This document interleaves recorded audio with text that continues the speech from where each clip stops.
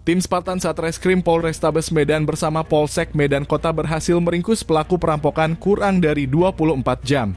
Pelaku berinisial IDC nekat membegal korban karena ingin menguasai harta korban untuk membayar hutang di pinjol dan judi online. Setelah menerima laporan, petugas langsung melakukan identifikasi hingga berhasil menangkap pelaku IDC di Jalan Raya Menteng, Medan Denai, Selasa November lalu saat siang hari. Akibat perbuatannya, pelaku IDC dijerat dengan pasal 340 Junto 53 dan 365 ayat 2 KUHP.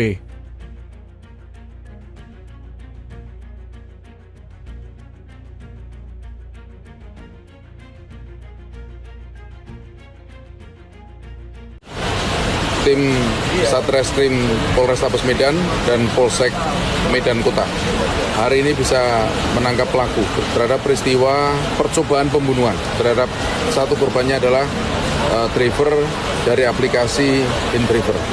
Motif awal menguasai barangnya, menguasai mobilnya, memang niatnya membunuh, kemudian menguasai mobilnya untuk dijual karena dia terlilit utang. Hutangnya mulai dari pinjol, mulai dari judi online, itu menjadi bagian yang memotivasi dia melakukan.